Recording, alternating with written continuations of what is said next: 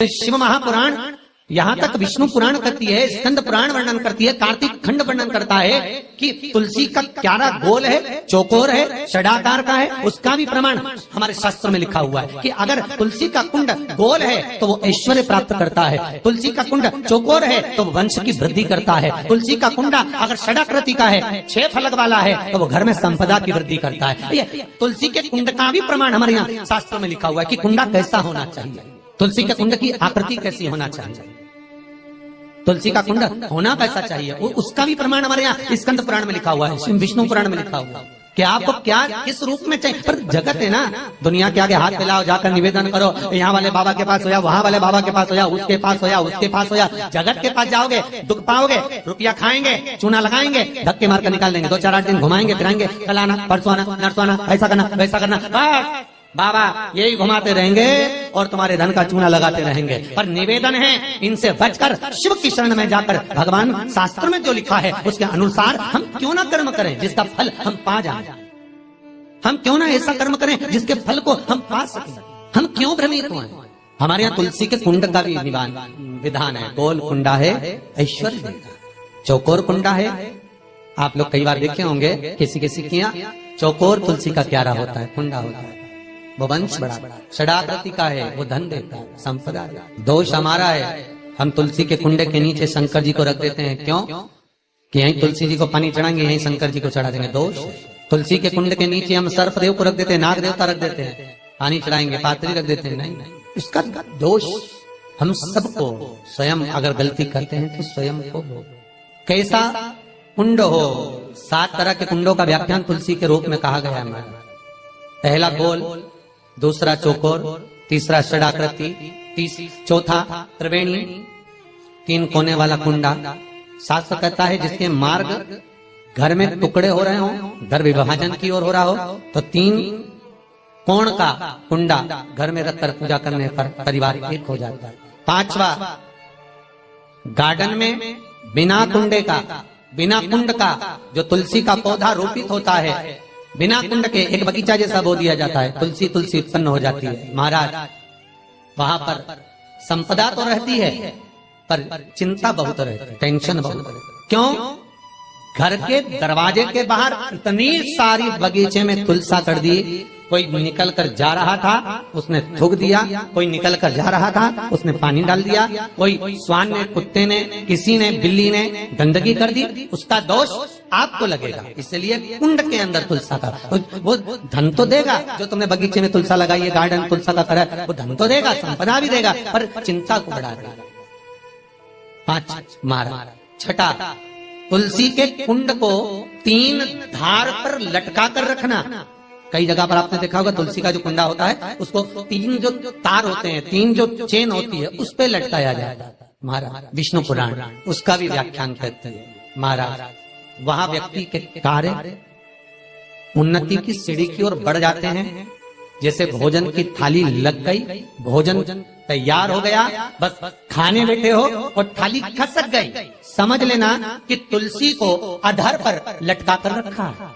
इसलिए कार्य तो हो रहे हैं, बनने वाले, 4 दिन बाद ये काम होने वाला, 8 दिन बाद ये काम होने वाला, लग रहा है कि इसमें इतना फल मिलेगा, लग रहा है इस व्यापार को करेंगे तो इतना फायदा हो जाएगा, सब कुछ करा, लाखों रुपए लगा भी दिए, थाली मालूम पड़े खसक गई, अधर लटका है। 7 क्रम है तुलसी के, ये 6ठा क्रम बताओ। तुलसी का 7वां क्रम, तुलसी का 7वां क्रम है।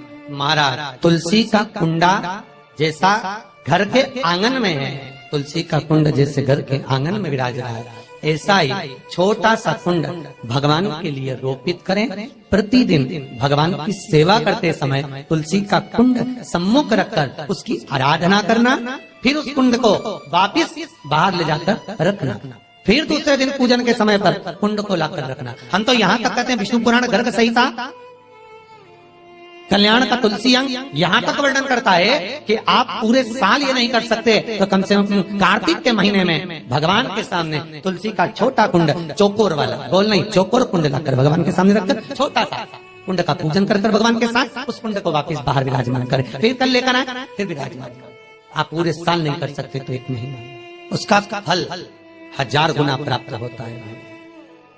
तो किस चीज के लिए कहा गया कि तुलसी का कुंडा एक बाहर हो, एक घर के अंदर मंदिर के सामने पूजन के लिए रखा जाए? तो कहते हैं उस घर में वैभव, सत्ता, संपदा, लक्ष्मी, समृद्धि, शांति की कभी कमी नहीं, कभी प्राप्ति, सुख की, आनंद की। 7 तरह के कुंड, 7 तरह के तुलसी के रोग का वर्णन हमारे यहाँ विष्णु पुराण में किया गया। आप किस भाव से कर रहे हैं ये आप महाराज। स्त्रियों के, नारियों के जितने भी रोग होते हैं, बीमारियां होती हैं, रजोधर्म से जुड़ी हुई जो भी तकलीफें होती हैं, उसका भी व्याख्यान देवी भागवत में स्पष्ट कहा गया। गुलर का फूल अर्थात जो देवी जी को, माता जी को जो घंटी वाला फूल चढ़ता है लाल कलर का, गुलर का फूल माता के चरणों को छुआकर, तुलसी के पौधे का स्पर्श कराकर जो नारी को रजोधर्म से जुड़ी हुई परेशानियां होती हैं, उसके अंतर्गत वो फूल तुलसी का पौधा दिखाते हुए खिला दिया जाता है। तो 3 दिन में उसको 2 दिन में आराम लग जाता है, 2 या 3 दिन महाराज। तो शास्त्र कह रहा है आराधना में आप हाथ की माला, कर की माला ना भी रखें तो घट की माला, तुलसी की माला, रुद्राक्ष की माला आपके कंठ में होगी। तो 21,600 श्वास जो मनुष्य के शरीर से प्रतिदिन निकल रही है, 21,600 श्वास जो मानव के शरीर से प्रतिदिन निकल रही है, उस श्वास के बल पर आपकी घट की जिह्वा से वो मंत्र जाप हो जाएगा, उसका पुण्य आपके खाते में। तुम्हारे गले में जो तुलसी की माला हो, तुम्हारे गले में जो रुद्राक्ष की माला हो, उसमें मन के 108 होना चाहिए या 108 से भी ज्यादा होना चाहिए। कम मनके की माला मत पहना गले में, बारीक बारीक मनके की कर लो, छोटे से छोटे मनके की कर लो, 100 से भी ज्यादा हो, 108 से भी ज्यादा हो। क्यों? क्योंकि गले में अगर तुलसी की माला होगी, गले में रुद्राक्ष की माला होगी, भले तुम्हारे मुख से नाम ना निकले, भले तुम्हारे हाथ में करमाला ना आए, भले तुम भगवान का नाम जपो ना जपो, भले तुम भगवान को भोग लगाओ ना लगाओ, भले तुम तीर्थ जाओ ना जाओ, पर गले में अगर तुलसी की माला या रुद्राक्ष की माला तुम्हारे गले में है तो चिंता मत करना, तुम्हारी श्वास जितनी निकलेगी, 21,600 श्वास जो मनुष्य के शरीर से प्रतिदिन निकल रही है, वो 21,600 श्वास के मनके का फल तुम्हें रोज का प्राप्त हो जाएगा। बस ध्यान रखना, गले में मनका होना जरूरी है, गले में माला होना जरूरी है। भले रुद्राक्ष का एक मनका हो, भले तुलसी का एक मनका हो, और गले में हो तो उसका फल मिलेगा, घटेगा नहीं। पद्म पुराण, गर्ग संहिता में भी आप ढूंढेंगे तो मिल जाएगा। गीता प्रेस गोरखपुर की तुलसी अंक निकालेंगे तो उसमें मिल जाएगा। 2 वृक्ष ऐसे हैं जिनके नजदीक में जो दिया जाता। जननी जगदम्बा, हे पार्वती, जब शिव और शक्ति, देवी और शंकर, भगवान शिव और जगदम्बा का या आदिक 33 कोटि देवताओं का जहां पर विशाल यज्ञ का आयोजन होगा, बड़े बड़े अनुष्ठान, बड़े बड़े यज्ञ जहां होंगे, उस यज्ञ में तुम्हारे और मेरे स्मरण से ये बीला जो फल है, इसकी आहुतियां प्रदान करी जाए। और उस आहुति को भी आप समझ लीजिएगा महाराज,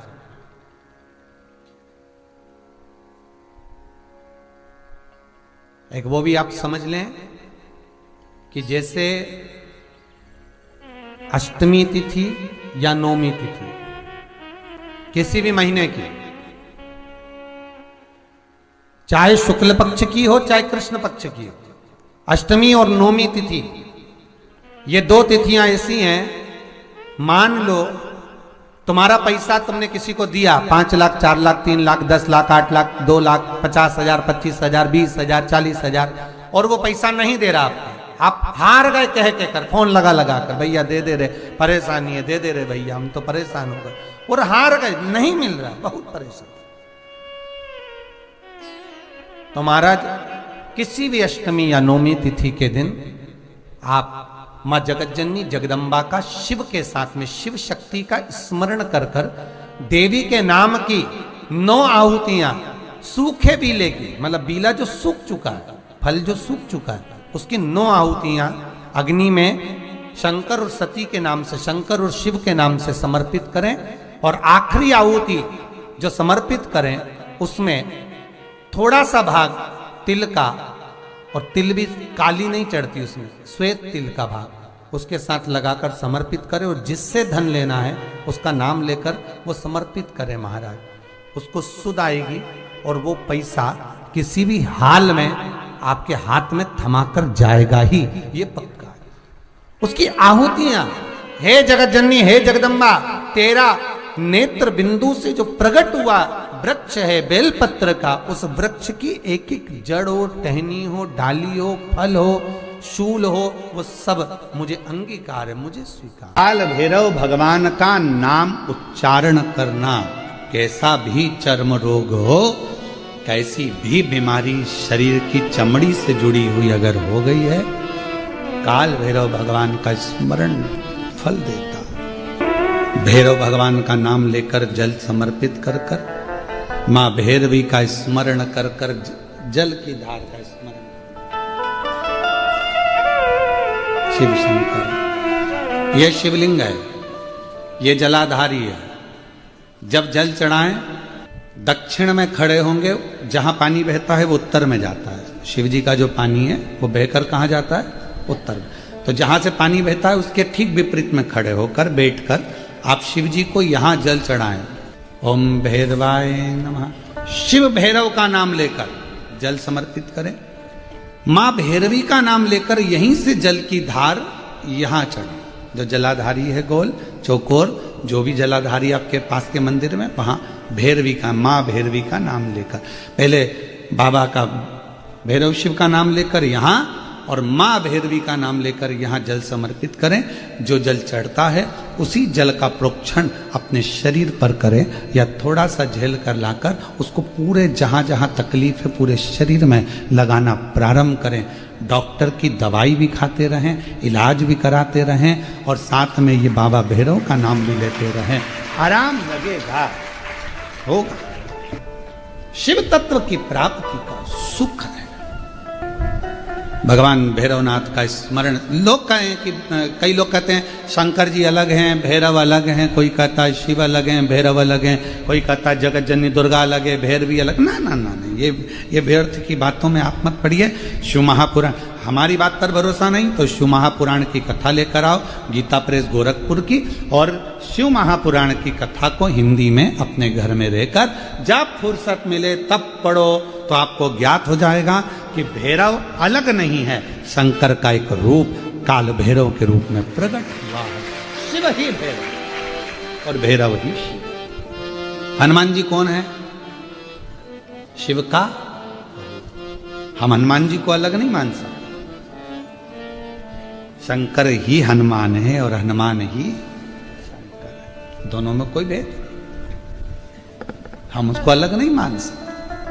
दुनिया भले भेद करे वो अपनी जगह पर हमारी व्यासपीठ ये भेद करना नहीं सिखाती। हमारी व्यासपीठ तो कहती है राम ही शिव है, शिव ही राम है, दत्त ही शिव है, शिव ही दत्त, कृष्ण ही शिव है, शिव ही विष्णु ही शिव है, शिव ही विष्णु, सब एक में नजर आ रहा है।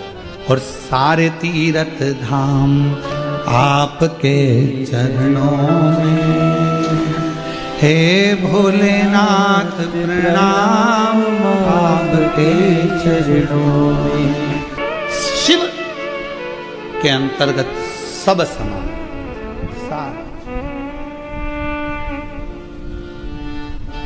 यहां शिव से अलग कुछ नहीं। जब ब्रह्मा जी झूठ बोल दिए, ये शिवलिंग में से निकली हुई वाणी असत्य है, तब मेरे देव अधिदेव महादेव भगवान शंकर ने अपना स्वयं, मेरे शिव जी ने अपने ही अंगुष्ठ भाग से, स्वयं अंगुष्ठ भाग से काल भैरव को प्रकट किया। जितना रुद्राक्ष में बल होता है, शिव जी के नयन अश्रु से प्रकट हुआ रुद्राक्ष, वैसा की वैसा ही बल काल भैरव में होता है, भैरव में होता है, बटुक भैरव में होता है, वैसा की वैसा।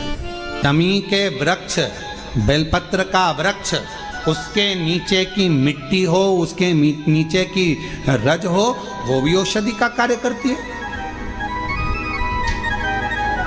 जब किसी व्यक्ति को यूरिन से जुड़ी हुई प्रॉब्लम हो जाती है उसको जब यूरिन से जुड़ा हुआ बहुत बड़ा रोग उत्पन्न हो जाता है, यूरिन नहीं आती है या यूरिन रुक जाती है या यूरिन उसकी निकलती ही नहीं, बाथरूम आती ही नहीं, उसको बहुत रुक रुक कर आती है या बाथरूम पूर्ण तरह से नहीं आती, तो उसको करा कहा जाता है। उसको जाओ शमी का वृक्ष, शमी के वृक्ष की नीचे की मिट्टी लाओ, शमी के वृक्ष की पत्ती लाओ, बाबा देवाधिदेव महादेव का अवधूतेश्वर नाम लेकर उसको अच्छा मिट्टी के साथ शमी की पत्ती को मल लो, थोड़ा गीला कर कर नाभि के नीचे उसको लगा लो।